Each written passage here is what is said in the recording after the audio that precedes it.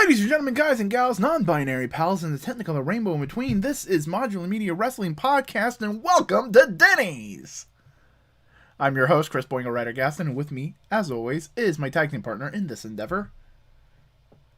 Really? Really? I give you that perfect, amazing joke that somehow no one else on wrestling YouTube has made yet, and you parlay it into that? Fuck it, why not? Alright. Hi, everybody. I'm the Vacuuminator. Hold on. There we go. For some reason, you're doing something weird. It normally doesn't do that, so I'm gonna... You know... Uh-oh. What's up?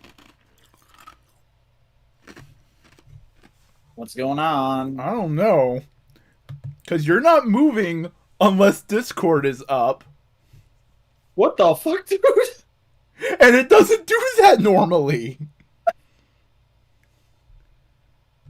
Hold on. Live, everybody. It's never done that before. It's... Oh my god. We can't do... It's you or the slideshow. No! Hold on. Dear children. Yeah, what the fuck? Damn. What is going on? It's never done this before. That's pretty bad. That's not optimal.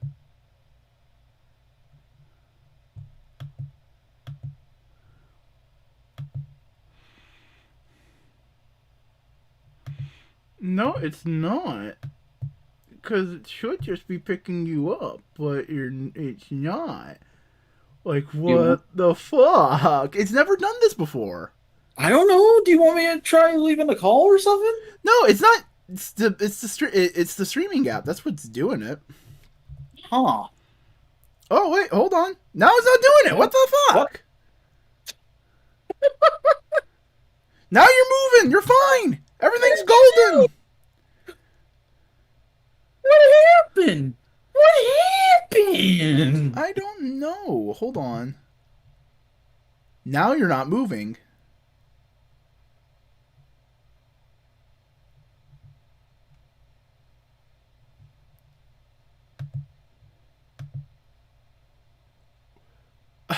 See, here's the thing. When you don't move much, it's hard to tell. Can you at least wiggle a little bit for the preceding time? Please and thank you. Yeah, no, it...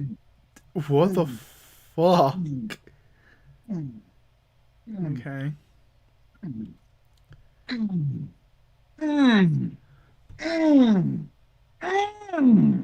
Okay. It's entertaining. It's an order of operation thing.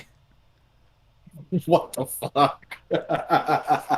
Hold on, let me double check first before we continue. I am seeing something to see if what happens. Okay. Yep, no, you are frozen in the feed. So it is that, I believe. So let me see if my theory is correct. It is not.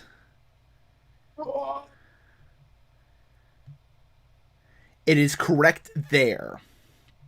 Ooh. So maybe is this the cause? Have I solved it? No, I have not. So,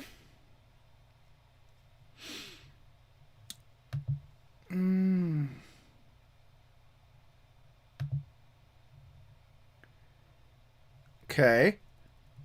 Yo. Yeah. Yo, is this a solution? Is this a butterfly? Not sure, bud. Hold on. I think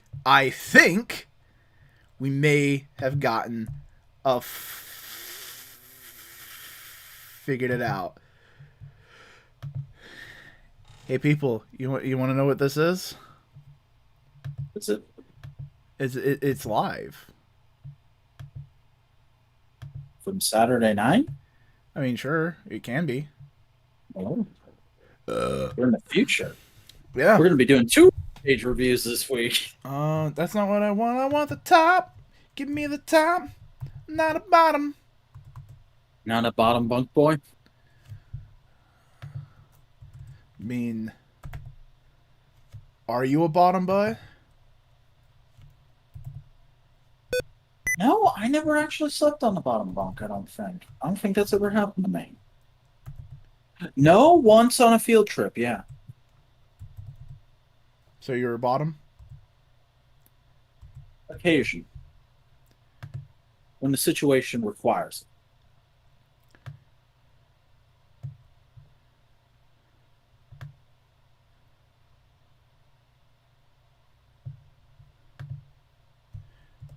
Yo. I'd like to think, though, that I'd be like a workhorse bottom. Like I'd earn my keep. You know? Uh-huh. Wouldn't just sit there and let her do all the work. I'd be going. So you're Team a power effort. bottom. You're a power bottom. There's a word for that, buddy. I don't know about power per se. I'm not gonna say I'm that good. But I'll And I be mean, a workhorse. realistically, I mean, you know what? I don't want to make that joke. No, come on. Let's just it's fucked already. Go full culture. Well, I mean, see, here's the thing. I didn't really peg you to be that kind of guy.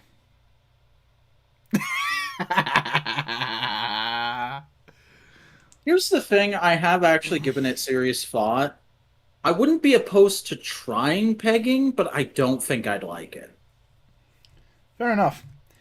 Since this is already a giant clusterfuck of a podcast so far.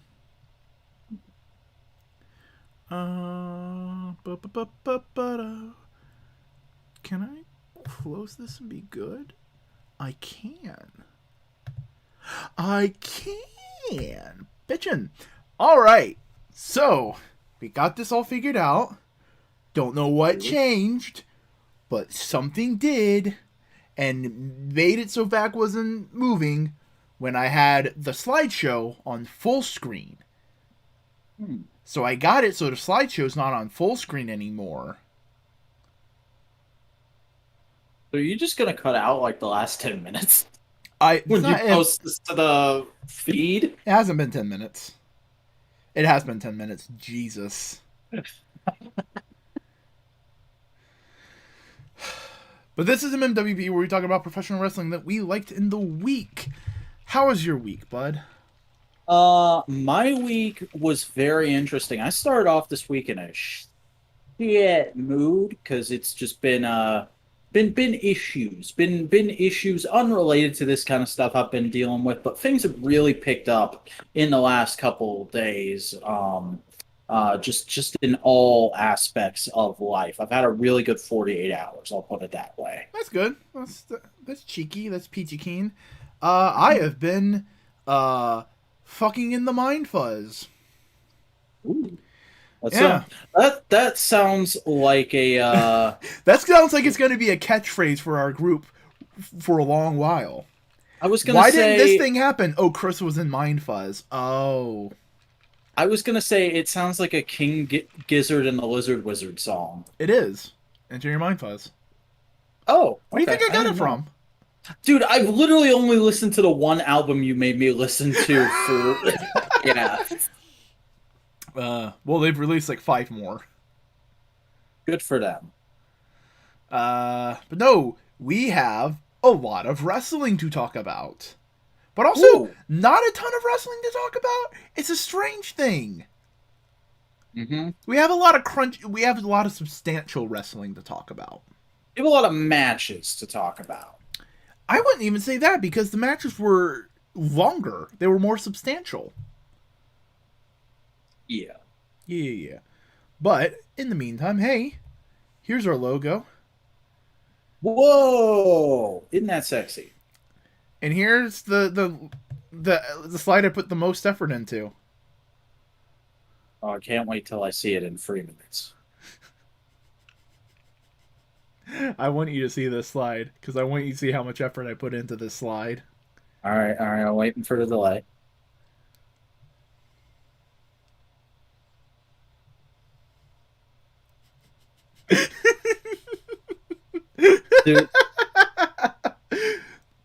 Dude, do you need a pay raise or something? Is that what's going on here? Is that I the message couldn't I'm get a getting? good picture of Ricky for the far beginning of this, so Ricky took the place of Mark Henry in the announce booth for this last episode of Rampage.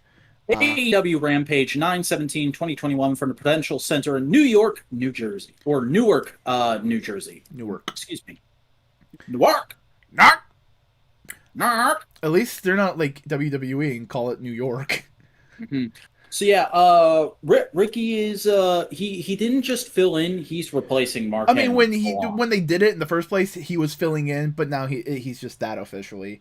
I think Mark Mhm. Henry is much better as an interviewer than he is an announce booth Yeah, person. and I definitely agree with taking Mark Henry out, Mm-hmm. but I question putting another guy in, and I extra question putting another member of Team Taz in. Yeah, but also to an extent, I think it's good because Team Taz is like the mid, like a consistent mid card thing, and they're not doing anything major feud wise. I mean, they're doing they're doing a thing with CM Punk, but that seems to be more transitional till Punk can do a bigger angle. Yeah. So having them here is like, all right, cool. This is so we don't forget about Team Taz, but they aren't embroiled in something big that we have to focus on every week. Hmm. And here's the other thing I will say is like a positive. If they use this change to like slow build to the eventual all Team Taz commentary episode of Rampage for shits and giggles, I'll be down for that. And to an extent, I just thought about this. What if this is like AEW's version of a corporate stooge? Hmm. You know, like how every once in a while in WWE, they'll have the evil authority figure, and they'll have a couple wrestlers that are like on their payroll. I'm not saying this is a one-to-one example, but what if this is like a version of that? A version of this is a heel character who has a modicum of power over other characters. Not realistically, not in the booking, not in any match way, but his voice can carry weight. Yeah, I could totally see that. I another thing I could see going down that vein and would definitely like to see is have just like every once in a while, Taz and Ricky start ganging up on just shitting on somebody, and have it get to the point where Excalibur or Jericho just has to shout over them and go and like, God, shut the fuck up! We're trying to work here. Yeah, straight up Heenan and Mhm. kind of shit. Definitely. It could definitely work.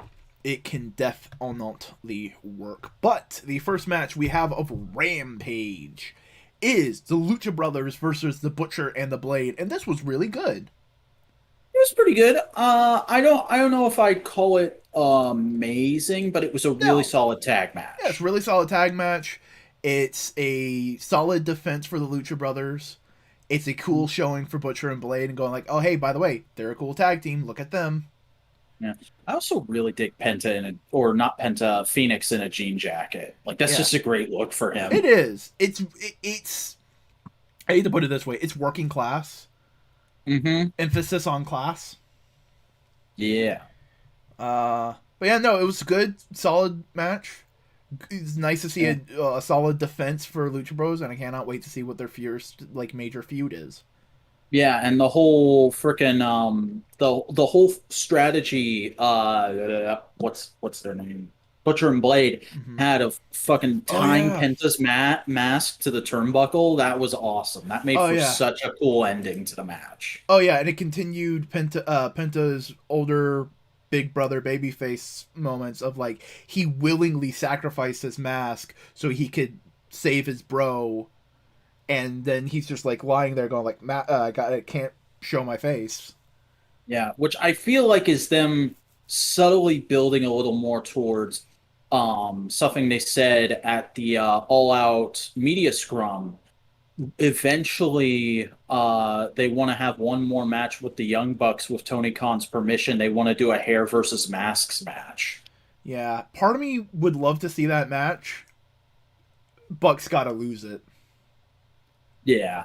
Bucks have to lose. Like they're not like I hate to put it this way. They're like 50% of their character is their mask because they can hide behind it and they mold themselves into it. The Bucks can have short hair for a while. It can make Hmm. them bigger dicks. Oh yeah, definitely. I can see that working. Then we had another promo battle kind of thing between Kenny Omega and Bryan Danielson. This was okay. Just pretty solid build towards the match with some interesting commentary from Omega because he hadn't really said much up to this point. So I liked getting to hear him talk about kind of the reputation he's built versus the reputation Bryan has built. Mm-hmm. No, it's the build wasn't perfect, but it was exactly what it needed to be. Definitely. Then we had no, not Penelope before. Bunny versus Anna Jay. And I don't remember who won this. It was Anna Jay. She pinned in a small package while Bunny was distracted by kerfuffle between Penelope Ford and Tay Conti on the outside. This was a solid match. However, not really anything to write home about. It's very much the kind of middle of the road women's division matchup. Like, yeah, they're good wrestlers. They're just not going full throttle here. Yeah, not going full throttle because it's also not the end of the feud because they're building up to some more stuff. Hmm. Yep. But after that, we had another promo kind of package with Hobbs and CM Punk and all that kind of stuff. It was Uh, nice seeing Will Hobbs actually talk for a little bit because he hasn't been able to do that much in AEW so far. yeah, he did it a little bit before he joined Team Taz, but since with Taz, it's just been a one-liner here or there, and Taz just talking for him, and that's fine. Taz is a good talker. And it also hit at like just a perfect time because I can't remember if it was this day or it was the following Monday, but at work I actually ended up serendipitously listening to the episode of Oral Sessions Mm-hmm. he was on, and like Hobbs is a really cool guy in real life. Like you've heard the story that Excalibur and the guys were pushing back when he was a babyface, but like on top of that he has like four kids and they're raising chickens and all this shit and he lives Aw, really close to where he grew up. Like he seems like a the genuine dude. sweetest, yeah, the sweetest kind of dude. Did you watch the Eddie Kingston oral sessions that came out like a day or two ago? It's in my to listen to list. I haven't gotten to It it is yet. I probably won't so get to it for a few good weeks. because it it genuinely feels like a conversation between a dude's best friend and a dude's wife who Mm. like each other, like they're friends too, but it's like they met through this mutual person and they're going like, yo, he's fucking wild, isn't he? That It's fun. sounds great. it's it's good shit. It is fun and it's nice to watch. It's also just because they seem genuinely like they care about each other because it's like because Eddie King because Renee would talk about a thing and Eddie Kingston goes like, yeah, no, you'll see it next time we meet. We'll see it next time we hang out. It's not kind of like, oh, Hmm. it's nice. We then had another promo from Matt Hardy hyping up the hair versus hair match. Yay. He did shave a fan in the audience. A fan. Yeah, he was a plant. She stunt granny. It's a stunt. Hey, I will say this. He didn't look like a traditional wrestling plant. He looked like a random dude. Oh, hey, uh, that weirdly reminded me. Did you take the Wrestle Talk viewer survey? No. I did, and there's a section where they ask what other wrestling YouTubers you watch besides Wrestle Talk, and I didn't, but there was a second where I was seriously tempted to put our show on there. Fucking Because I hell. do technically watch it. I have one monitor I'm talking to you in, and I have the other monitor where it shows up so I can see the chat. So I'm watching it. Yeah, It yeah. counts. Yeah, you But are. I didn't because I'm not a narcissistic jackass. But then we had this. Do you want to talk about this? All right. Dr. Britt Baker's face to face in the ring with Ruby Soho. This was one of the best moments out of the women's division, I think, so far. Like, the only thing better than this so far is Britt versus Thunder Rosa, the lights out match. I would. Because Yeah, this is the best promo so far. yeah, I think I've made it clear here and there, but just in case I have never come out and said it, I'm into wrestling for the story. Matches don't always do it for me. Like I'm much more like, whatever towards matches unless it's really, really flashy or a really, really good match. But promos, that's my shit. And like actual face to face, two people talking to each other promos. Like solo promos are all right. I'm not a big fan of video packages. You get two people in the ring just going off of each other before a big match, shooting out banger diss track lines like this is. Oh, This is my bread and butter. This is not my bread and butter. This is my toast and jam, and indeed my fucking marmalade. because there was two lines. They each had one jab that was just like perfectly encapsulates their whole character and mentality. Of Ruby Soho goes like, "You're just like everyone else, a pretty face banging someone in the back," and it's just like, ooh, that gets at it. That really gets at who she is, at what she sees of professional wrestling. Of like, she hates people who like scheme and connive their way through and to do other things. And then Britt Baker comes with a line of, "It's funny you call yourself a runaway when you were fired," Yeah. which is just, that's the kind of WWE reference that is like pitch perfect. It is And using then their Ruby comes back with, yeah, I got fired, but that's because I represent somebody they don't want represented. I represent the freaks, the outcasts, the weirdos. And the there's no voice one like of the that. voiceless. There's so few people like that in Mhm. women's wrestling. Like, that's a very male archetype. So to see it in women's wrestling sets Ruby apart and makes her instantly so appealing. Could Ruby Soho be the CM Punk of AEW's women's division? God, I would love that, honestly. I mean, and I don't mean of like, oh, she's just gonna be a new Punk. I mean that in the, I embody something rebellious and something counter and trying to point out the hypocrisy kind of a character. Also, hey, Drippy. Yo, what's up? You ready to shit post all over our wrestling podcast yet again, bud? It helps us out in the analytics, so I'm not gonna get mad at it. Oh no, Unless I'm we not get mad at people in it. here legitimately trying to chat wrestling. No, I'm not mad at it. I just find it's just like, thanks for showing up. I mean, Uh, you care enough to be here. yeah, no, legitimately, this was a this is a crown jewel the women's division needed. Yeah. Like, if you were to make a top promos of the year, I think this would be deserving of a spot on it. Also, may I just mention Ruby Soho's top? It kind of fucks with my head because I look at it and go like, "Oh, that's overalls," and then I look below, it's like, "No, that's a crop top." Mhm. I've never seen a jean crop top, a jop, if you will, before, but it looks awesome, Yeah, no, it looks honestly. great. The beanie fucking works on her look so well. It looks great. Oh yeah, yeah. Beanie folk represent. She looks like a fucking crust punk, and I love it. And Britt Baker here just looking like the most prim, proper, put together fucking prime bitch on the schoolyard, you know?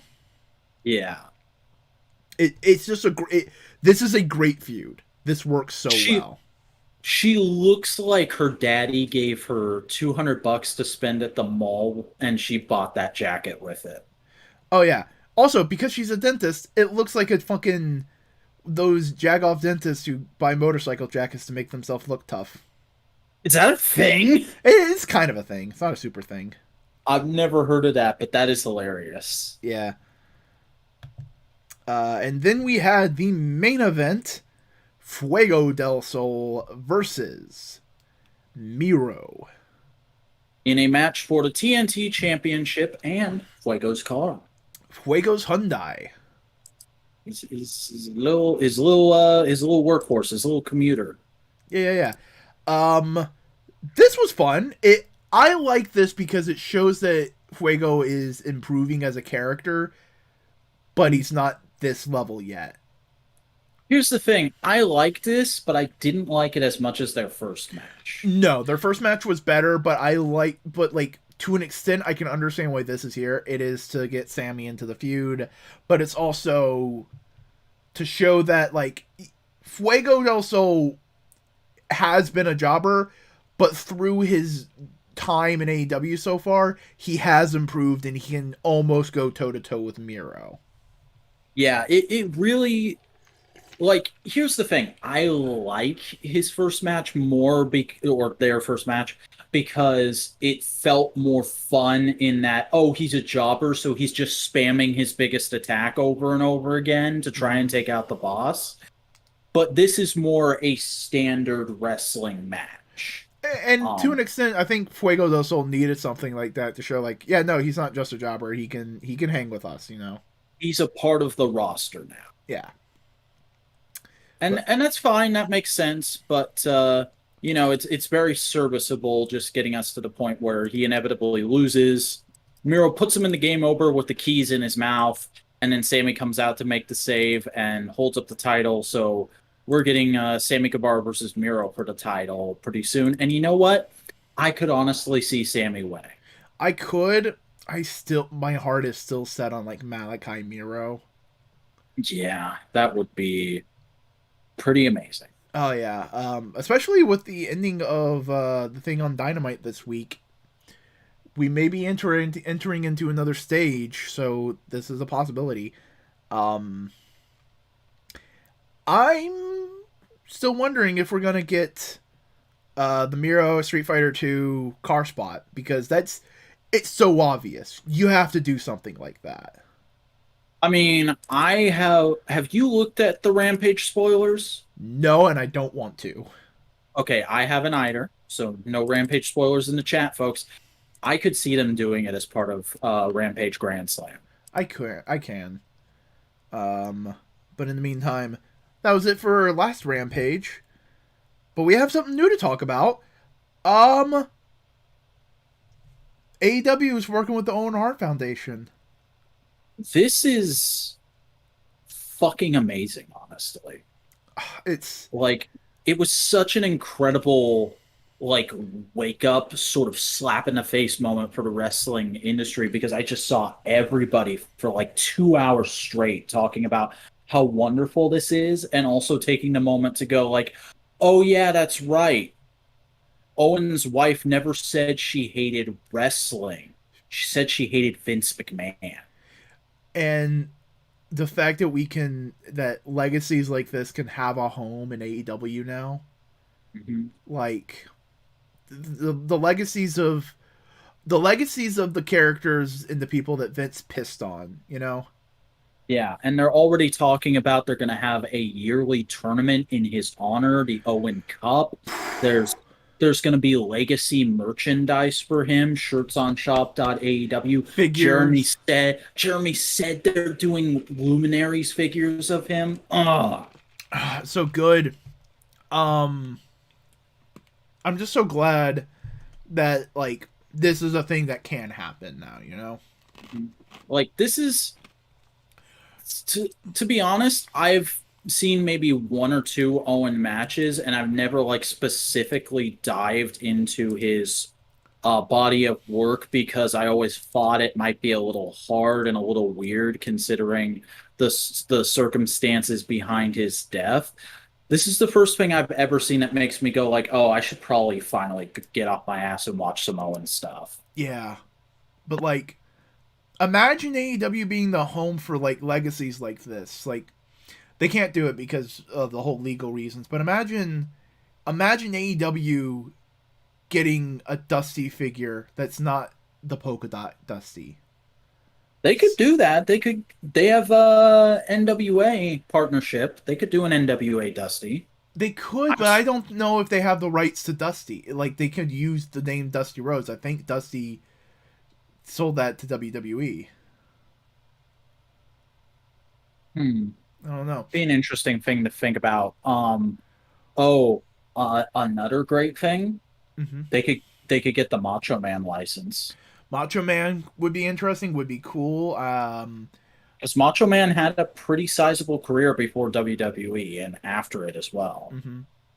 We could get Four Horsemen could be a thing, Yeah, I don't know. but that's so wrapped up in WCW. I don't know. Yeah, You and know what then I there's could like see? I could see the legacy of like working with all the other companies, having a I specific line called Forbidden Door with like mhm. Inoki, Giant Baba, I could see Tanahashi. I don't think full on four horsemen would ever happen because of certain perceptions towards Rick and also which version of the four you're going to pick, who's the fourth guy going to be. But I could see them doing an Arn and Tully flashback two pack of just calling it the Brainbusters. Brian Pillman. Yeah, Imagine getting the game and having a tag team with Brian Pillman and Brian Pillman Jr. bro. Oh, because that's the other thing. Owen's going to be in the upcoming console game, they said. Yeah, but think Uh, about it, like Brian, like, and I'm sure the surviving members of the Pillman family would love to have him in AEW stuff because of how well AEW has just been like with Brian Pillman Jr. and how they've treated his legacy and how they've done all that kind of stuff. I would honestly love uh, if I were Jeremy Padawer, because they haven't done it, they haven't done any of the Varsity Blondes yet. Uh huh. I would do a wave of either Unrivaled or Unmatched that's Brian Pillman Jr., Griff Garrison, Julia Hart, Luminaries, Brian Pillman Sr., God, and then a couple of fill-ins.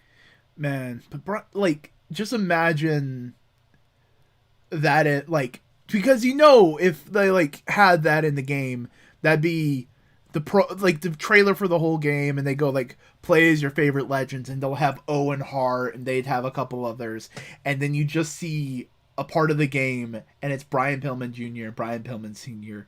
getting to have the match that they never would have gotten in real life. Yeah, that would be amazing. It's like, But the Owen Cup, what do you think it's gonna be? Do you think it's gonna be eliminator tournament, or do you think it's gonna be round robin like the G1? I could see them going G1 style. Yeah. I could definitely see them doing it, but more so than that, I want this to be like a comparison towards the Andre the Giant Memorial Battle Royal and do what that thing is actually supposed to do. Give that to somebody who's been underserviced in the last year every year, who's going to get like a slight push in the next year. Yeah. Or like that, a mix of King of the Ring and a mix of like G1 and all that kind of stuff. Mhm. Let this be AEW's big tournament that everybody looks forward to every year and goes like, oh man, I can't wait to see who wins the Owen. Like honestly, if I were to pick right now, just out of a hat, not knowing the brackets yet, the first winner for the Owen Cup, I want Sunny Kiss. That'd be cool. Yeah, Sunny. Yeah. I did see one neat idea that someone pitched that they should do every year with the Owen. That when they present the cup, they present the trophy to whoever wins. Hmm. Something should go wrong with it every year in tribute to the fact that Owen Hart loved to pull pranks. Yeah, I saw that too. That's a good idea. And like it's carrying on his legacy, it's letting him live on through this memory, you know? Hmm. No, it's just really nice to see Owen Hart get proper treatment. Definitely. Get a chance for new people to love him. But in the meantime, we have some news about Dynamite. Yeah, this actually came out today, but I just figured this was a better spot to put Yeah. it in the card. Which is that on January the 5th, so same week as my birthday, Ooh. um, Dynamite is going to be moving to TBS, Yep. and Rampage, which initially we thought would be moving to TBS as well, Rampage is going to stay on TNT, which is pretty cool. Yeah. We've already knew about this move. It's just an official day of when it's happening. Hmm. Uh. Yeah. Yeah, and it's really neat to see the continued support in the brand and having it now spread across the Turner networks. Yep. It's very nice. Very interesting. Um. Yeah. Nothing much more to say. It's just like, hey, this is when it's happening. We're just gonna have to keep an eye out. Yeah. And it's still on Wednesdays, so this show's not changing anything. Nothing's changing functionally. It's just tune into this channel instead of this channel. But why don't you tell me about BTE? Okay, so this week's BTE, there's no cold open, weirdly enough. First time in a long time that's happened, but we go directly into the intro, and then we see Matt and Brandon hanging out at the mall. Or I'm sorry, Nick and Brandon, because Matt had a thing with his wife, I think they said. But they go to a sneaker store and gets a really decent little haul. I forget what exactly they said they got. I'm not a shoe guy, so uh, but it was like 4 or 5 pairs of shoes. And we then see Brandon backstage at Dynamite going up to Adam Cole and being like, "Hey, Frankie's really been a issue for me. So if you could beat the shit out of him tonight, I would appreciate that." And Adam's like, "Oh, sure, dude, sure. Who are you again?" That kind of a thing. Uh huh. Um, Trying to see what came after that. Okay, BT Championship match. I forgot the 2.0. I forgot their tag team name for a second there. It was them defending the belt against Colt Cabana in another water bottle throwing competition, and they beat the pants off of him, and then gave this like hilarious post match promo. Oh, where I forget his God, I'm terrible with names tonight. Yeah. But the loudmouth one who's always yelling in their promos was like, "How's it taste?" over and over again. So that became the episode title. Um, Are they from Montreal? I don't know. Because I think that's Montreal. The hat. We then get a segment where a note is delivered to Leva Bates by an intern, which is basically saying, "Hey, go here and meet up with Brandon Cutler." Or not Brandon Cutler, goddammit. Peter Avalon has something to tell you, and she's like, "Wow, he after the cue card thing, this is the best he can come up with." Jesus. Um, we then got a segment of drunk John Silver hanging out with Layla Hirsch and her being like, "Dude, you've had too many. Calm down." And he's like, "No, you've had too many. What are you drinking over here? What's this bottle of yellow liquid? Is this piss? You drinking piss, Hirsch?" And she's like, "Yeah, that's definitely what I'm drinking." Okay, I'll drink piss too. And he starts chugging it. And I don't think they actually say what it was. I'm guessing it was some kind of liquid thing. But Layla walks off, and Alex Reynolds returns to BTE, and he's like, "Hey, John, you need to calm down. You're drinking too much. I know you want to be like Hangman, but this is bad. Stop it. We need to. I've been thinking while I was gone, and now that I'm back, even though things aren't good with the Dark Order, I think you and I need to get back to basics. We need to try and come up with a new bit, maybe even bring back the recruiting bit. But we need to get back on track because this isn't good for you. So come on, we're gonna go sober you up, and we're gonna go shoot a new bit." And he's like, "Okay, buddy." Is that it for BTE? That was it for BT. That was the last segment. Real quick, have you been reading Drippy? Have you really watched every hentai Trash Taste recommends? Because part of me doesn't believe that.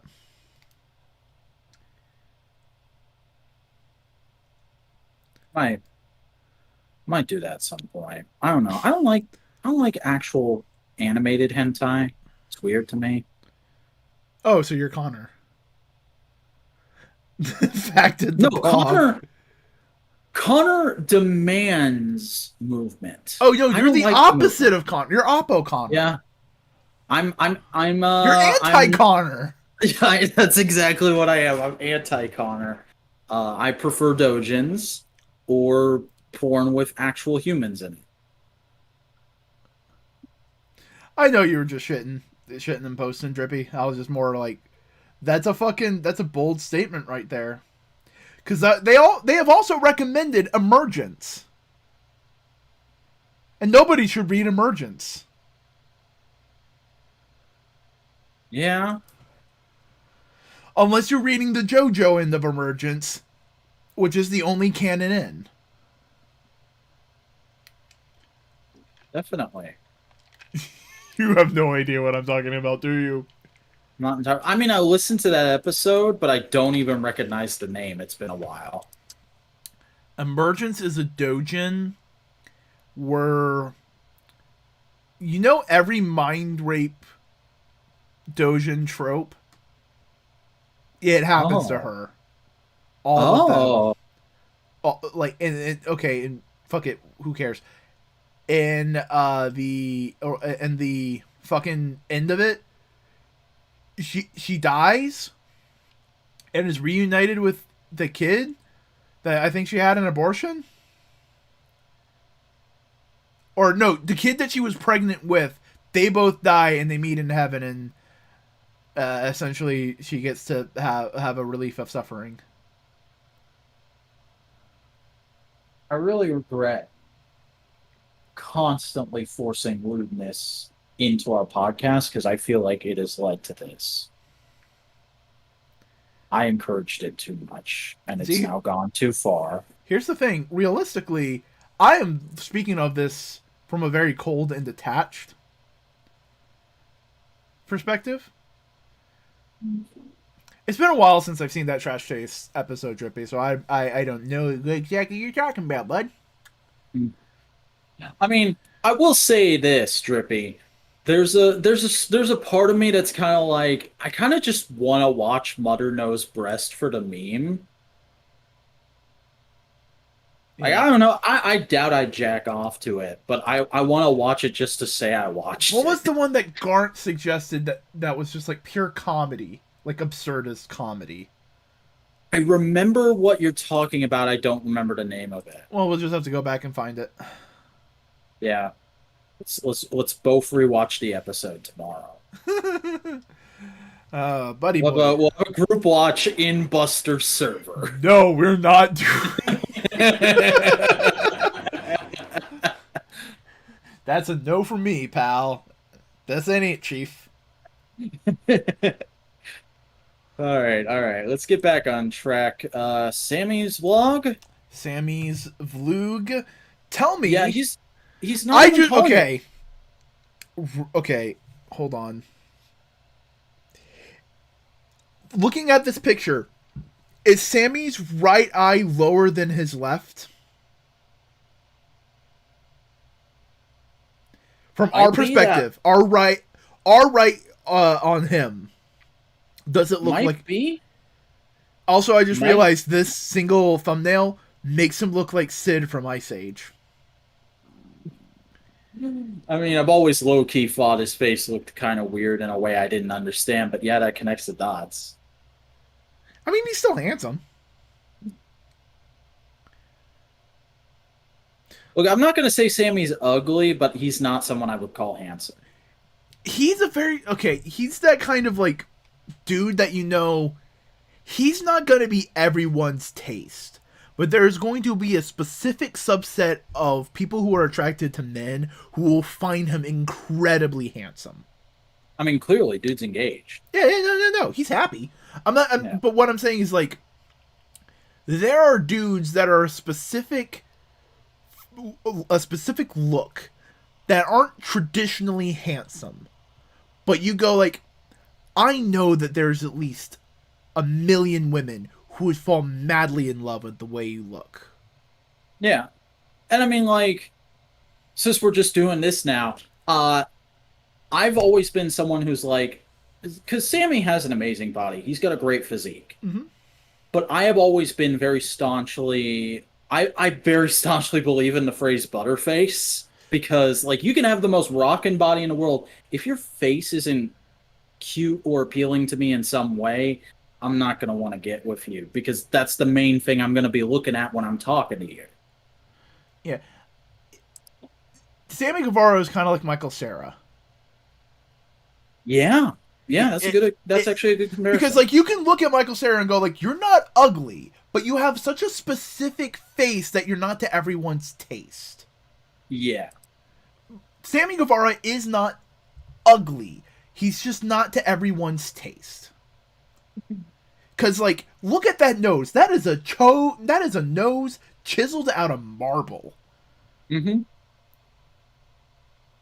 Like, he has a specific look, and you go, like, you're not everyone's taste. But the ones who like your taste fucking love you.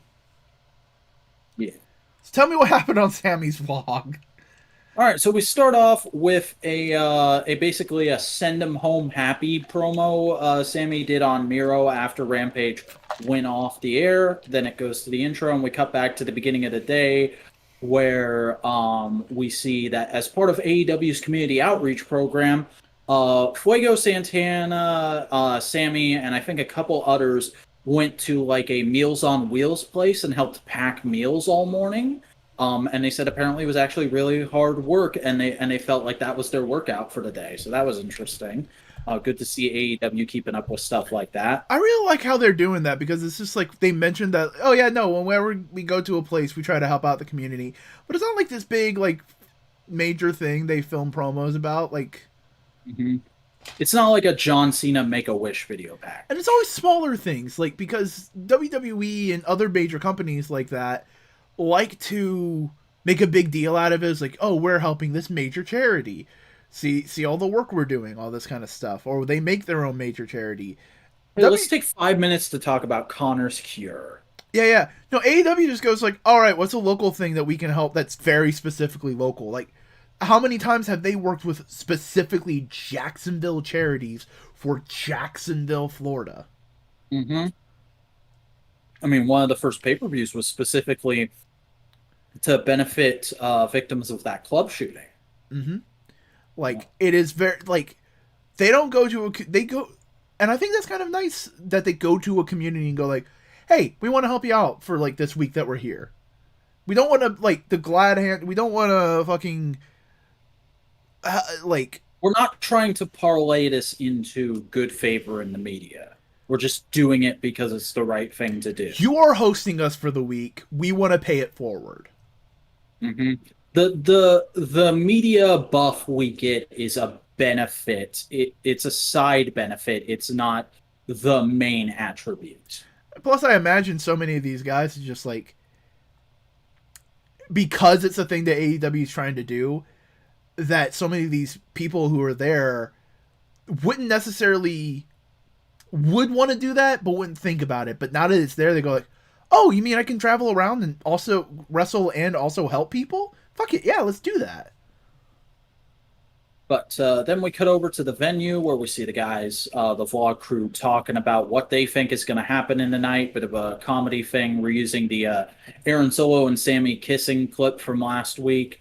Then there's a thing that's kind of interspersed all through this week's vlog of just there was a full on, I think it was the car they used for Fuego's car was just backstage, like in the actual backstage area, not in the parking lot. I don't know how they got it in there. I don't know how stadiums work, but for like a little bit they had it parked up by where they shoot the pre-tape promos, and so Sammy and Ricky were just chilling out in it trying to mess with people doing pre-tapes, and then eventually people started messing with them. Like there was one point where Christian Cage came up to the window like he was a police officer. God damn it. Christian seems like the kind of guy who like fully enjoys that all these guys are doing side projects in the back. We Like, didn't get a comedy bit where Dustin pretends to be Fuego's son, as kind of an inverse of their comedy bit. He's wearing a lucha mask. It's silly and nice. Um, we didn't have what happens after that. Oh, Big Money Matt Hardy basically like big upped Fuego before his match and was like, "Hey man, you're doing really good. I saw you bought that car. That's a good investment. I hear you're thinking of buying a boat. You should definitely buy a boat. And just keep making those investments. Generational wealth. That's what it's all about. I hear you got all those kids you need to feed." And then Fuego's like, "Thanks, man. That's really awesome to hear from a vet like you." And he walks off, and Matt's just like, "Got him now. He's gonna spend all his money, and he's gonna need me." yeah, no, don't buy a car or a boat to incur wealth. That is not an Yeah. investment. Cars and boats depreciate way too much and way too fast. The only cars and boats that like are an investment are already expensive. They're like classic cars. But then there's an absolutely hilarious bit that popped me where a bunch of wrestlers are just walking down the aisle playing on their phones. Alan Angels is out in front, and just from out of nowhere, Mamoru Suzuki jumps, pulls him into a corner, and like sleeper holds him to unconsciousness. And the other wrestlers that were walking with Alan look like, "What the fuck?" And then and then an ajar door closes, and you just see Lance Archer there messing on his phone while Suzuki is chokeholding um, Alan Angels. And he looks up from his phone and he just goes, "What? Everybody dies." That's fucking good. Also, fucking shout out to Suzuki for doing that. It's fucking sick for a comedy gag. Yeah. Then we get another badly edited vlog by Charlie. And then we cut to after Rampage, where because Fuego didn't have his car, he wasn't able to get to the airport. He didn't catch his flight in time, so he had to get another flight and then get a bunch of Ubers. And he's walking up to his house, and he's like, "All right, first time I've talked to my wife since the match. She was really excited about the new car. I hope this goes okay. I'm filming it in case things get crazy." And then his wife has changed the locks on him, Oh. and that's how the vlog ends. Uh, womp womp.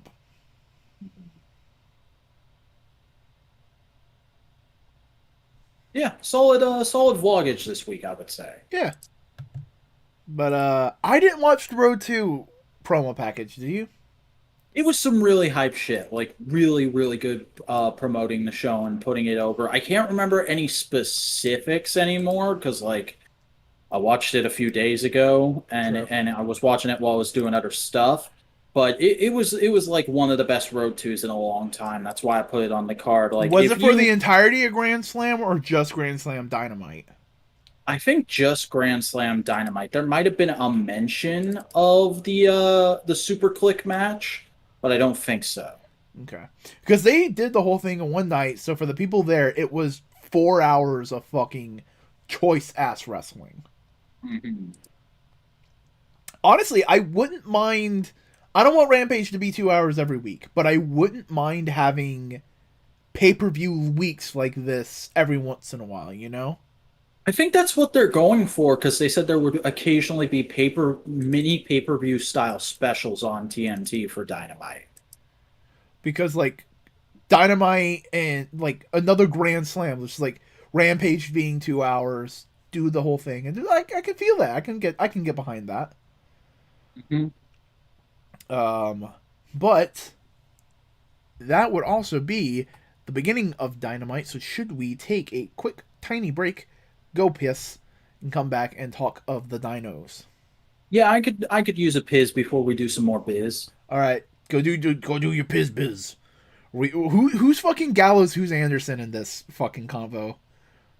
I think that would make you Anderson if I'm the one who says Piz biz. I'm Machine Gun Carl Anderson. Yeah, I cheat on my hot you'll Asian you'll wife. you'll love cheating. I love cheating. All right, we'll be back Still in a the second, biggest folks. PT bit all year. Yeah, see you in a minute, folks.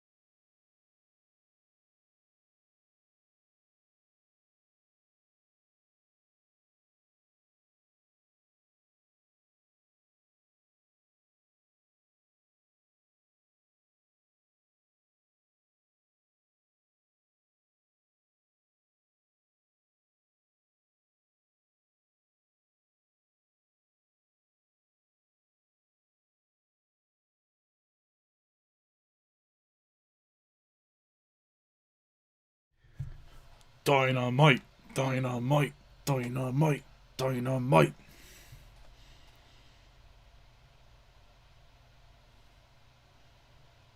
We're back live now. Yeah, we're live. I was just... Oh, okay. I have no idea because it's on a delay for me. I can't see what you're doing. Hold on, wait a second. Fucking. I'm just the guy that says shit and gets pudding during the break. So you know. Fucking. You know what, fucking mad lads? You know it's fucking mad lads here. I don't know. Is there a Madman crossover? Can you fucking see this shit? I can fucking see this shit. Thank you. I forgot to fucking do that earlier. Fuck me. Fuck me, I guess. I might after the show. I'll have to think about it. Yeah, but Dyinomite, Dyinomite, Dyinomite. AEW Dynamite 9/22/2021 Grand Slam from the Arthur Ashe Stadium in Queens, New York. New York. And we open up the show with a fucking religious experience. Yeah. Like, dude, if this isn't most everyone's match of the year, I'll be shocked. This will only not be in the match of the year conversation if they do another match and they go to a full hour and they have a winner. Mm-hmm. But Kenny's already said on Twitter he doesn't want a rematch, which, by the way, everybody, we're talking about the American Dragon, Bryan Danielson. God damn it. I'll never get used to it. The American Dragon, Bryan Danielson versus Kenny Omega with Don Callis in a non-title match. 30-minute time limit. That's important. Mm-hmm. Because AEW has shown time limits are important. But the only person that's done that so far is Cody. Yeah. Moxley's had a time limit draw. Did he? Yes. Who with? I don't remember. Hold on your horses. I can Google real quick. Yeah, Google that real quick. I want to make sure we have the facts straight on this, because I was certain it was only Cody. I could have swore he had one. Because he was going like, yeah, no, it's bullshit. Fuck that. I do vaguely remember something like that. Mm-hmm.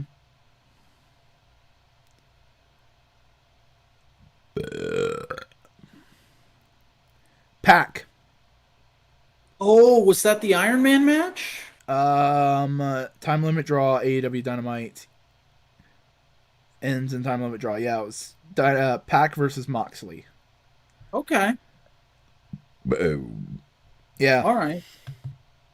All right, yeah. That makes sense. But no, this match was a time limit draw.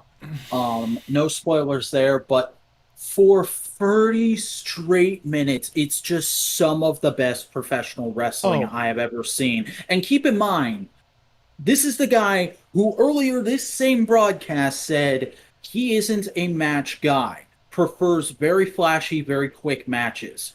This was a story match through and through with a few big spots. Yeah, and it was mostly... It was just working over body parts. It was all that kind of stuff. It was Kenny working on Bryan's neck and head. And his chest. This is two guys legitimately beating the shit out of each other. This is a strong style match. This is Ring of Honor Bryan Danielson and New Japan Kenny Omega. Yeah. Bryan even did a callback to his That Was 5 gimmick from ROH. Yeah. No, that's full on Ring of Honor Bryan Danielson. So much. No interference. None whatsoever. It was pure classic match. And the crowd was just so fucking into it from the get-go. This crowd was screaming at just two men standing in a ring looking at each other. This was the first time I've ever heard a pop for a collar and elbow. Mm-hmm. Like, when's the last time that happened? This match is Period. so fucking good. It made JR break character. There's a moment where Excalibur and JR are just trying to talk about the story of the match, and JR says stuff. I'm like, damn, this is a good match under his breath. Yeah, no, and it's worth it. It's warranted because, like, goddamn, this is two men at their peak, at their prime, just going It's at it. legitimately one of those matches where I want to be hooting and hollering, but as I have talked about on this show before, my computer is directly above my mom's bedroom, and I watch Dynamite on a delay. So I was watching this at like 11 o'clock at night, going like,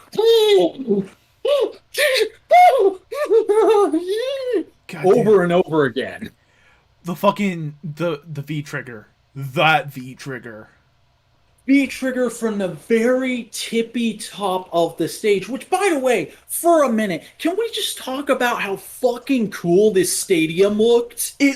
Oh my god, they need to run so many shows here. Because, God, this is one of the biggest stadiums in New York. It's made for tennis. Yeah. And they sold it out. 20,722 paid fans. Full ticket price. I mean, again, tickets are like $40 for an AEW show. They aren't expensive. They aren't like god awful. Like, I know I've said this a lot, but I try not to be the just default WWE basher. But when WWE does shows in regular size stadiums these days, they have to pad the seating and move people around for TV. No. AEW has never had to do that. No. And this is the biggest building they've ever run, and they didn't have to do that. And down the way this stadium looks, it's like a giant fucking cauldron with just seats upon seats upon seats. This huge Titantron up on the top, and like no space for their classic black stage setup. So they just fucking set up shit without any of the black curtains, and they're like, you're gonna have to walk up through the floor, motherfuckers. The chandelier awesome. Was hanging. Like, it wasn't like on a black. It wasn't propped up. No, it was so cool. Everything looked great. The fucking LED ramp looked amazing. And it played into so many matches. The amount of floor space where it didn't look like people were squeezed in right up to the guardrails. It looked like a block party. All of it looked great. I love this venue for AEW. Like, because here's the thing. This venue still has, like, it feels like a place. It's tantamount to the Jericho Cruise and Daly's Place, where you feel like this has to be a unique map in the AEW game. Also, like, it doesn't have any visual like specialness to it. Chicago, like, that's just another AEW like default place, but like Daly's is a unique visual location. Like, honestly, I can name 4 maps they need for the AEW game. Or, no, 5. They need a default stadium. They need Daly's Place. They need the Jericho Cruise. They need the Young Bucks compound. And they need this. Oh, no. This is going to be... They have to do more shows here.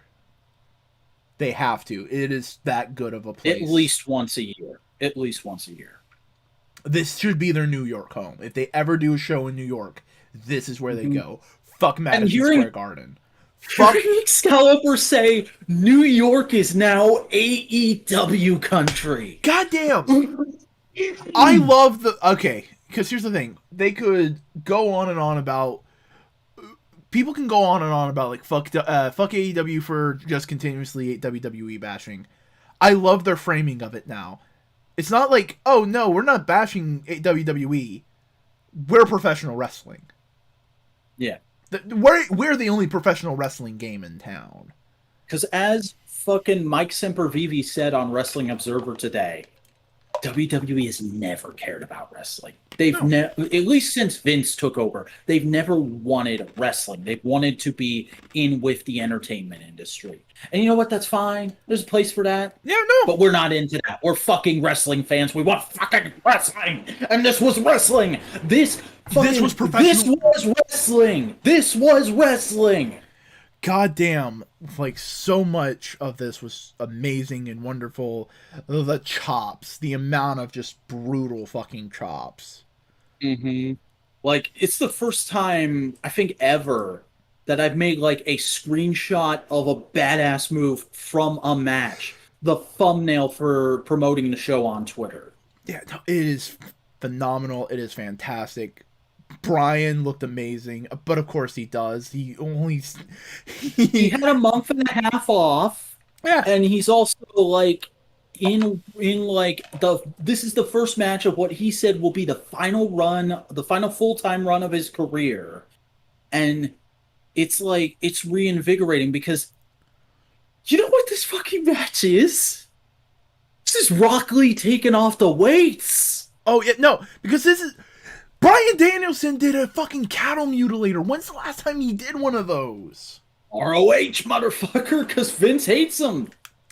This was like literally everything Vince says you can't do or is too dangerous for someone in Bryan's condition to do, he did in this match. He took a power bomb on his back.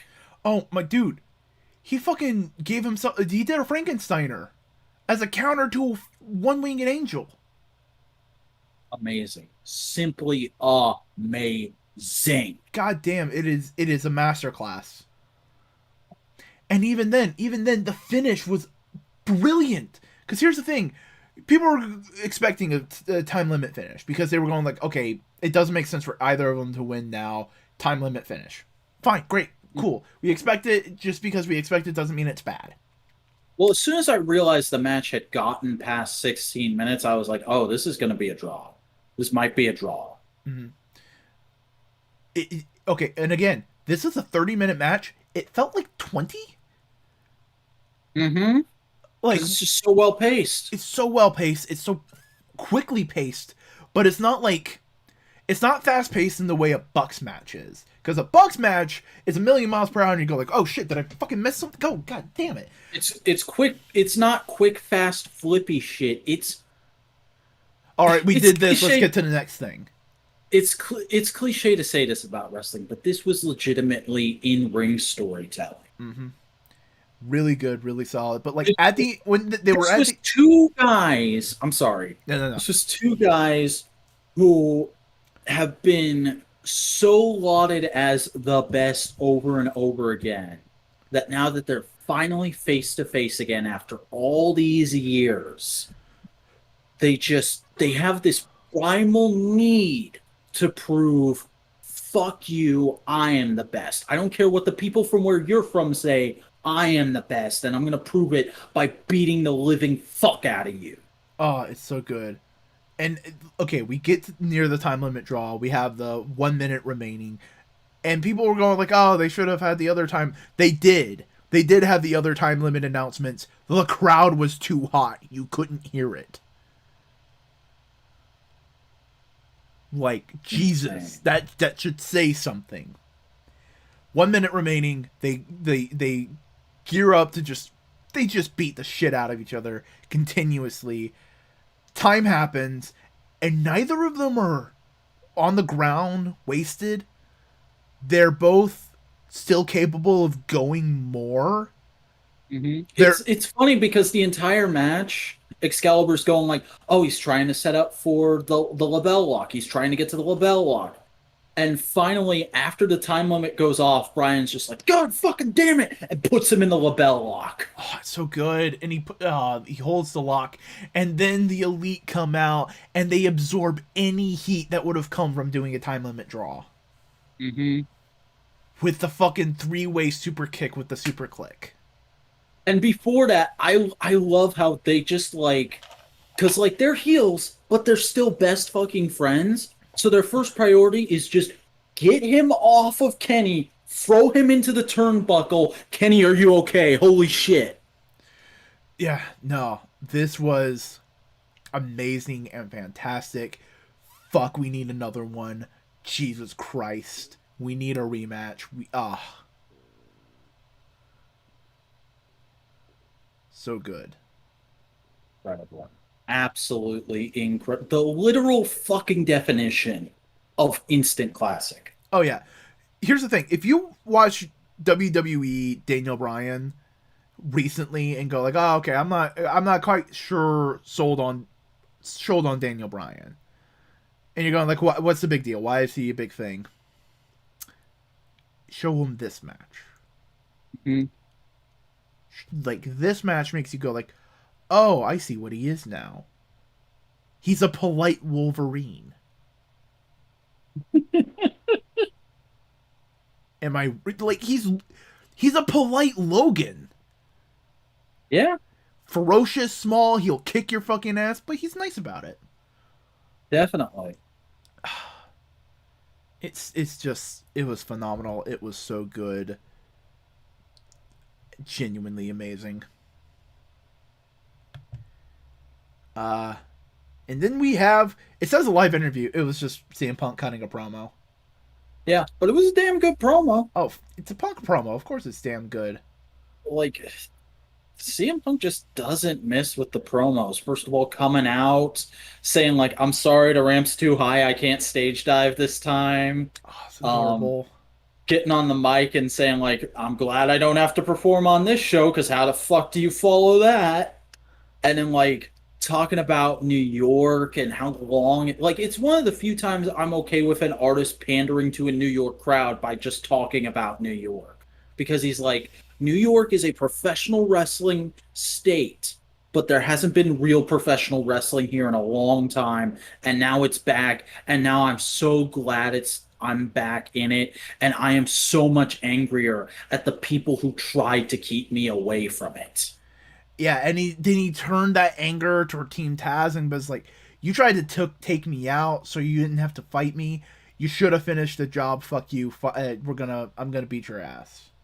Mm-hmm. And the final You line know, of like, "Will Hobbs, it's time for you to go to sleep." It's like, that's gonna be a good match. oh yeah, oh very much so. Because CM Punk does brilliant work with big, beefy boys.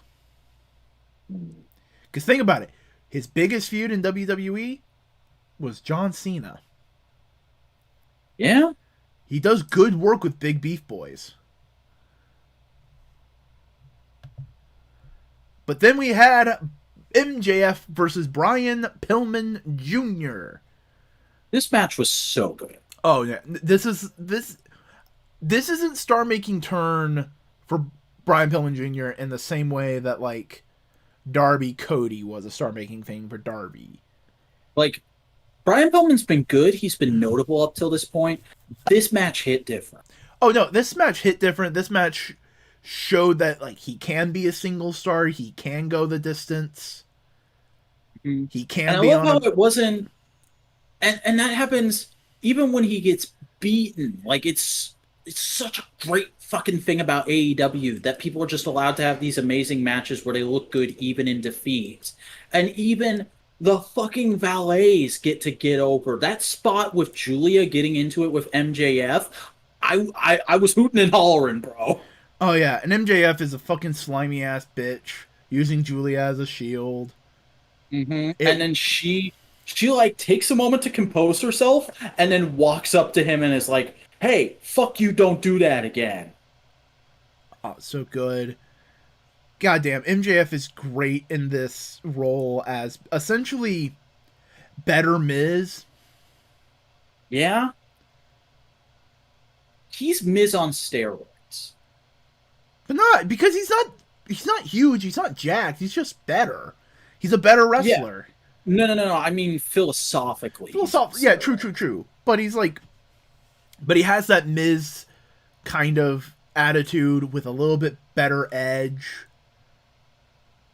You know, I don't think it'll ever happen because I really think Vince is or Miz is a WWE lifer. But God, could you imagine the match between the two of them? God, imagine the promos between the two of them. Mm-hmm.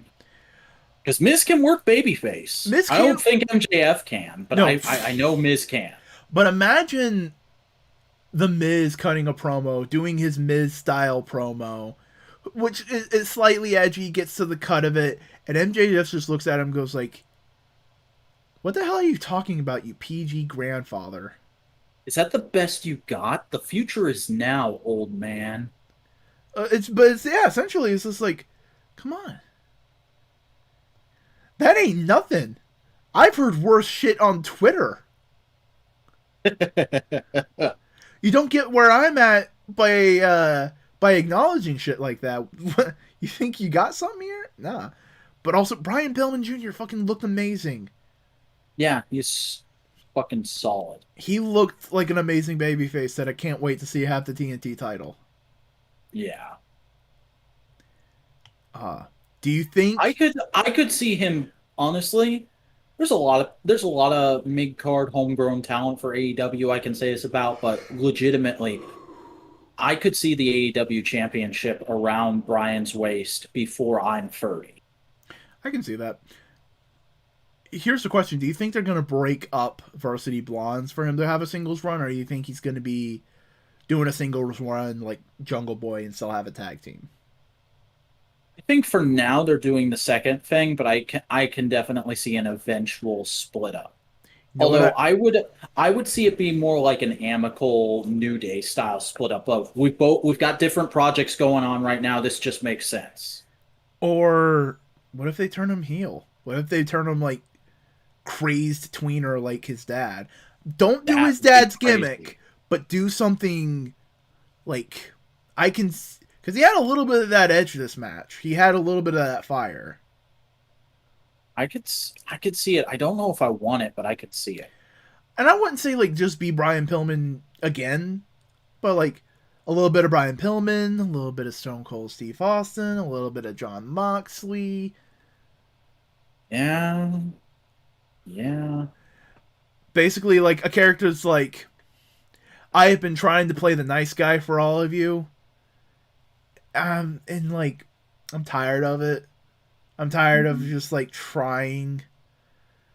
Because look, Yeah. I was raised by Brian Pillman. Burned out millennial Brian Pillman Jr. Oh, I was raised by Brian Pillman. Y'all met my mom. Stone Cold Steve Austin was basically an uncle to me. He let me have a beer at 10. What? It makes sense. Yeah. Yeah, all right. I mean, I grew like I'm from Cincinnati. You don't think John Moxley wasn't a hero of mine? Come on. Yeah, no, you know what it is? It's an angrier version of that guy whose best years were being the quarterback at high school football. And now he's in college and life is a lot harder and he's angry at it. Mhm. But no, this was a great match. Fucking good. So solid. And then we had Oh, something. you skipped a promo. What promo? We had Alex Marvez talking to Chris Jericho and Jake Hager backstage. Oh yeah, Basically just hyping up the Rampage match, a little reprisal of fat face dipshit. Yeah, yeah, yeah. yeah, It was okay. yeah. Wasn't great, but it did its job. But then to the match that was very interesting. The American Nightmare, Cody Rhodes with Brandy Rhodes and the Enforcer Arn Anderson versus Malachi Black. The returning Brandy Rhodes. Round two, Misty Boogaloo. Um, I loved this match. It's a good match, a great match. But there's something interesting that happened in the match. Talking about Malachi the crowd? Black, yeah, Malachi Black was cheered, and Cody Rhodes was booed. Because there's been, you know what, I won't deny it. There's been a growing sentiment of Cody is the Triple H of AEW throughout the online fandom, and I think we saw it start to come to a fervor here. And you know what? I'm okay with that. Like Cody has said over and over again, he doesn't want to turn heel because he's sick of working as a heel. But if he gets forced into doing it in AEW, I think that could be really interesting. And honestly, I can kind of see the makings of it in this match because his fucking gear just came off to me like, all right, you fuckers, you want to see what Homelander themed gear looks like? Here's your fucking Homelander themed gear. See, now this time I just going like, oh, it's All Might.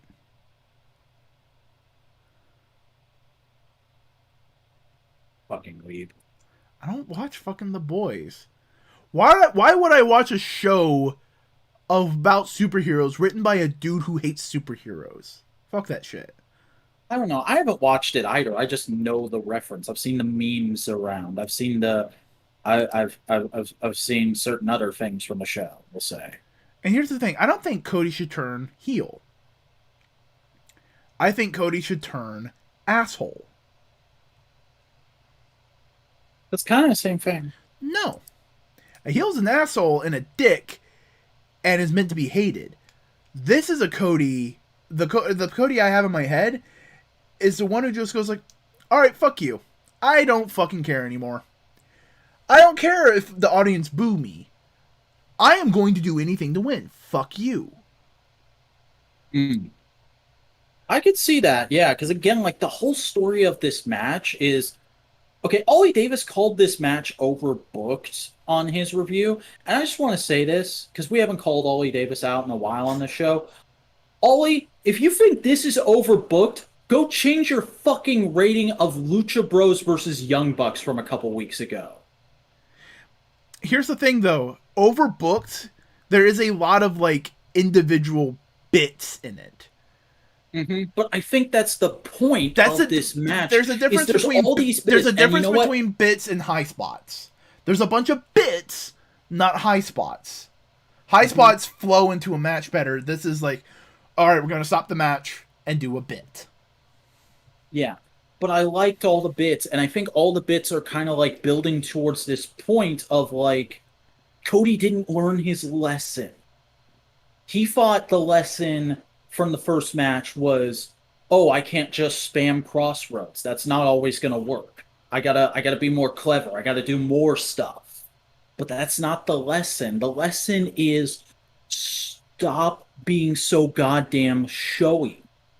You are a marquee name, but you shouldn't be acting like a fucking circus act. You should be acting like a professional wrestler. And so he has all these little moments in here. He comes out with the big, ridiculous gear that his coat and his wife's fucking unitard have huge, ridiculous trains on them. He gets in the ring and, like, very quickly does something to distract Malachi so Brandy can then get in the ring while he's doing his sitting spot and flip him off, which I laughed at. I thought that was awesome because Cody then comes in from behind and starts beating the shit out of him. And Malachi laughs. And if we're going with your reading of it, Malachi's laughing of like, oh, you're doing this again? Great, I'm winning.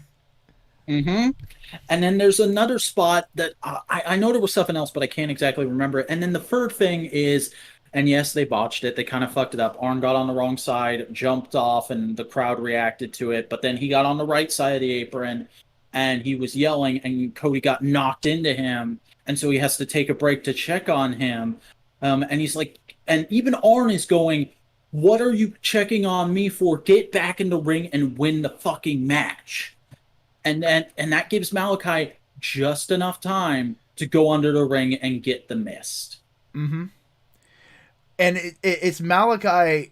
It is real deal with the devil kind of thing because it's like, dude, Cody could have won this several times. He had Malachi's legs busted. He couldn't do a black mass, which is the big move. That's how he wins.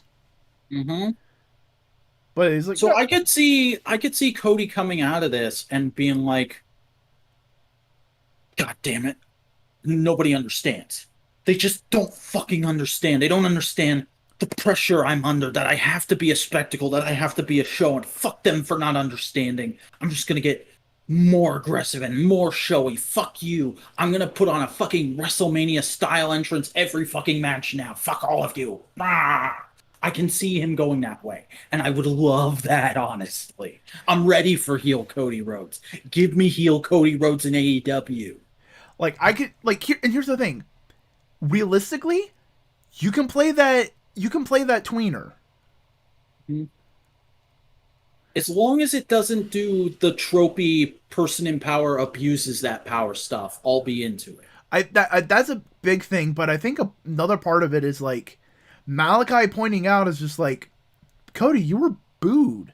They don't like you. They don't like all this bullshit you put them through. Hmm. They were cheering me because I was because I was beating your ass. What does that say, Cody? Think about what I'm a that spooky means. man and they like me. You turned me into the Undertaker. God damn, if Malachi just becomes like AEW Undertaker, I'm happy. Spooky force of nature. But like that's kind of the thing is like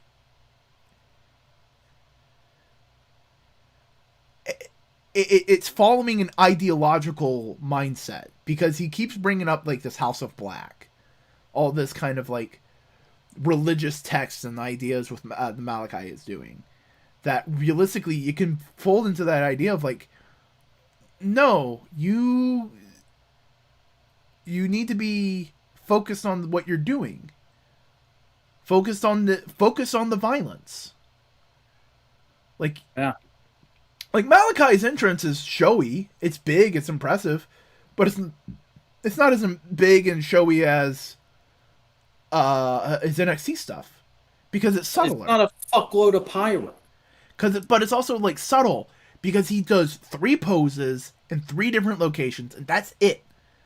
Mhm. No big playing to the crowd. It's just I am here. I am here. I am here. I'm scary, fear me. You know. Yeah, it's great.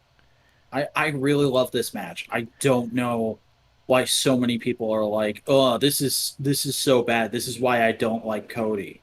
I'm like, "You're a fucking mark and you're working yourself into a shoot if you didn't like this." I think the only thing I that gets out in its own way is there was one too many distraction bit parts for Cody. Like there was the Arn bit, there was the Brandy bit, and then there was also the ref. Like you could have done with one less, Oh or yeah, the ref was the other thing. Arn could have got hit. If Arn hit his mark the first time, it might have hit better Uh-huh. because him falling off the ring post ultimately feels like another distraction spot, even if it wasn't intentional. Yeah. It was an immersion breaking moment, if you.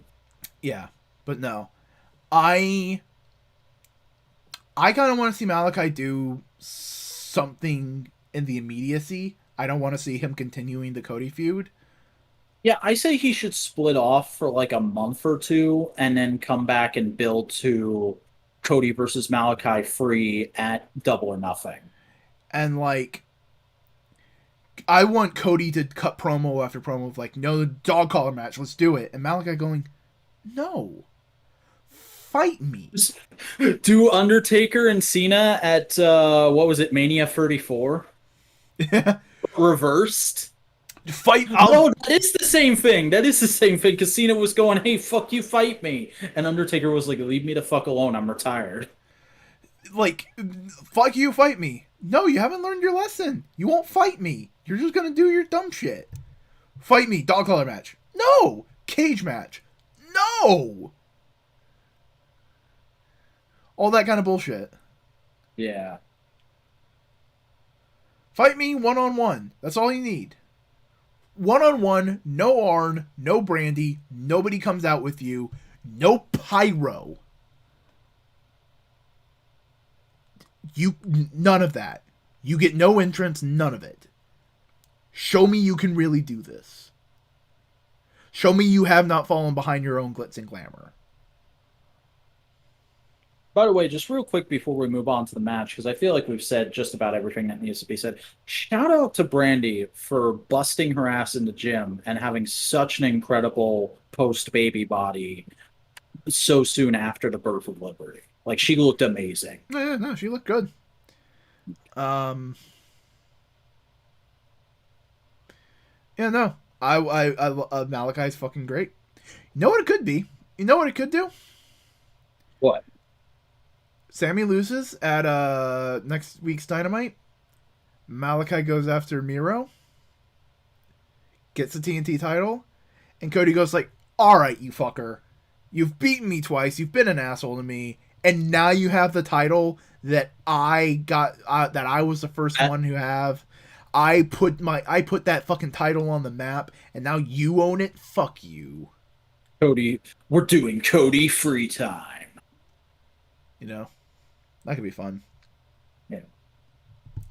But Wait, if so, personalized TNT titles are the thing now. If Cody gets the TNT title again, are they just going to give it like an American flag style strap? maybe they turn it back to the silver belt. Mm, That could be fun. yeah. Reset to default. Yeah, yeah. But in the meantime, our next match is FTR with Tully Blanchard versus Sting and So you didn't Darby. get any of the promos then. No, because I don't think I saw them on your list. Okay, well they're on there. I'm looking at them right now. But okay, real quick. Sammy versus Miro video package. Really good, really solid promo work from Miro. I love the line of "My God demands pain, my wife demands pleasure." Dot dot dot, and sometimes pain. Goddamn, Miro getting kinky in the bedroom. Mhm. But no, it was a great video package. But now we can get on to this. See, that's why I don't put that's why I think I don't do the promo packages, because it's normally like we say a sentence and that's it. Hmm. But FTR with Tully Blanchard versus Sting and Darby Allin. This was fun to see. It was fun to see Sting having a match, even if he This is wasn't a ton of fun. fully having a match. I also love FTR's NWO style gear. Oh yeah, no, that's fucking great psychology going up against Sting, the guy who fucking fought the NWO. Hmm. And I saw some people saying because FTR loses this match, I saw some people going like, FTR has been losing too much. They don't really have much facts to back up their claim that they're the best tag team ever anymore." And I'm like, yeah, but they always look awesome in their matches, and they always look like they're having such fun in their matches. Like they were basically carrying Sting through this match with a little help from Darby, but they just looked like they were having the time of their lives because, oh my God, we're working with Sting. Yeah, but also nothing says they can't fucking. What's the major feuds in the tag team division right now? It's Santana. It's Santana and Ortiz. It's Lucha Bros and some other people. Yeah. FTR's not in the rankings right now. They're doing something else, and they'll build up in the rankings. I feel like we're kind of letting Pinnacle take a back seat at the moment, but I could see Pinnacle getting a huge push in like 6 months. Mm-hmm. No, this was a good match. It was fun. It was nice to see. It was good. Was there another promo package I missed? No, we went. I think what happened was they recapped the matches for Friday and then the ones they've announced for next Wednesday, and then they went to the main event. And our main event for this evening for the AEW's Women's World Championship, Dr. Britt Baker DMD with Rebel versus Ruby Soho. This was pretty good, and this might be a hot take, but I don't think it lived up to the hype. I think it lived right up below the hype. It wasn't perfect, but it was pretty good. Yeah, it was pretty good. It's just like you know how I am. After a banger ass promo like what they did on Friday, I was hyped up for like all time classic.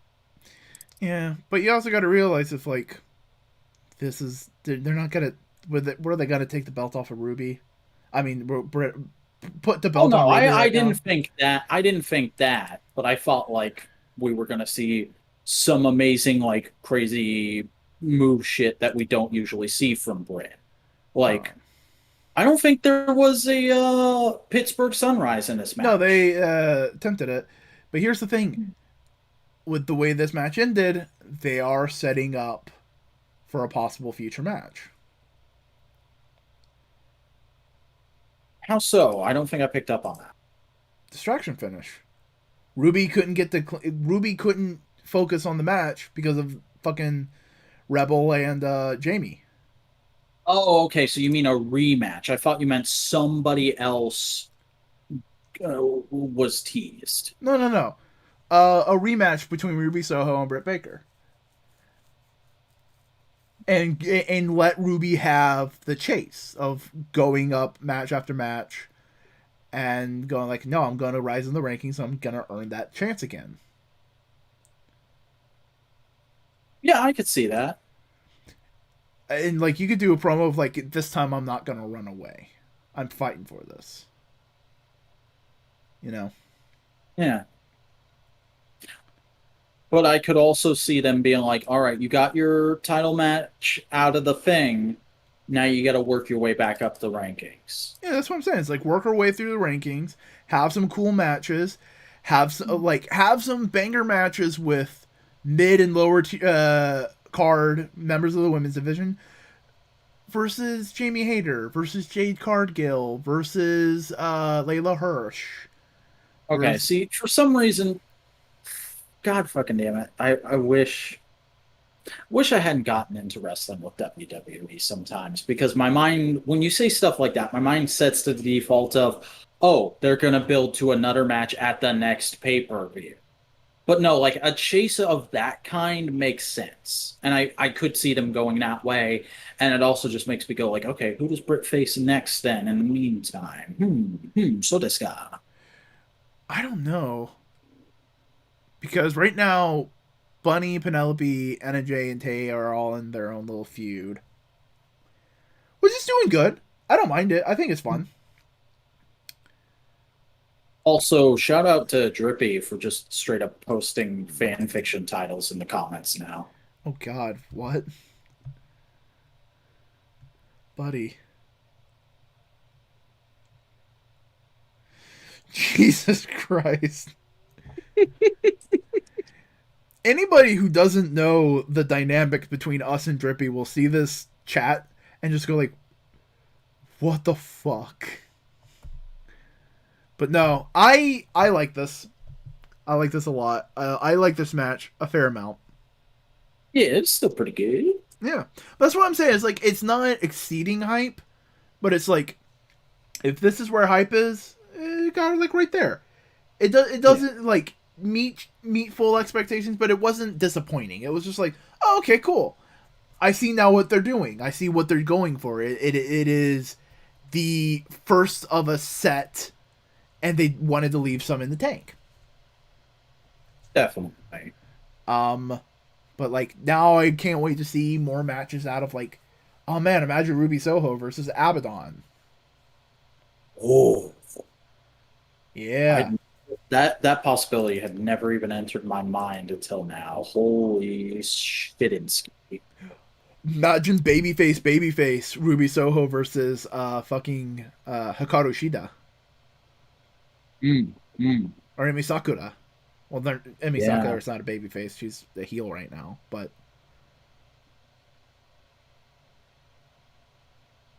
Yeah, no. imagine Nyla going up against Ruby Soho.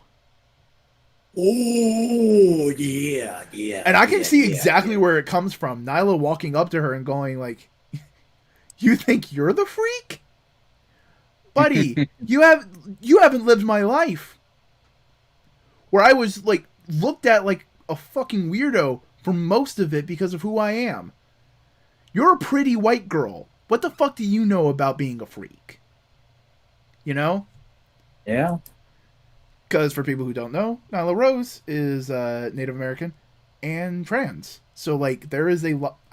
I was talking freak in a promo sense, not in the, you know what I mean. Yeah. No, I got you. I got you, bud. I just realized. Oh, wait a second.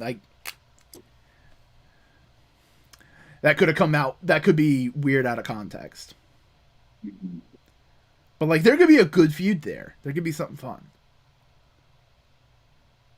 But yeah, no, that was the first night of Grand Slam.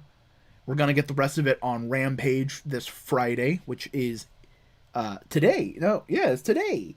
It's today Yeah. because it's 12:18 a.m. here. But It's overall, such a packed week and weekend we're in the middle of. yeah. But do you have any final words about the wrestling?